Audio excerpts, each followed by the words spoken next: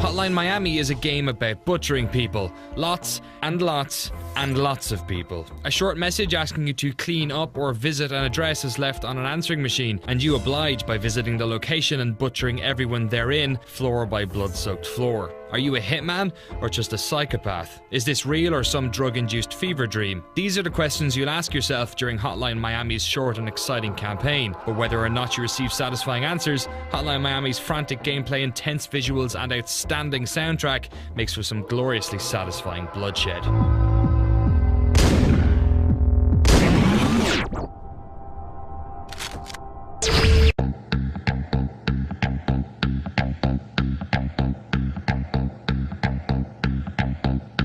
Hotline Miami is a top-down shooter with 19 or so self-contained chapters. You arrive at each location unarmed, but can choose from a selection of unlockable animal masks, most of which have useful perks. Tony the Tiger will give you faster executions, while George the Giraffe allows you to see further. You move around using the keyboard while the mouse controls the direction you face and attack. You can use your fists or pick up a selection of melee weapons and guns, everything from baseball bats, knives and pool cues to shotguns, rifles and silenced pistols. Death comes in a single blow or bullet, so getting in the right position to finish off an enemy is key. You can use doors or throw weapons to knock them over, allowing you to brutally finish them off with a selection of weapon-specific executions. However, if you choose to go in all guns blazing, it should be known that gunshots attract the attention of nearby enemies, and though you'll often find yourself shooting wide of targets, your enemies have fast trigger fingers and always hit their mark. They're not the smartest bunch, but this works in the game's favour. With death a single bullet or strike away, it's rather pleasing to plan and manipulate them into your gunfire. One thing is guaranteed though, you will die.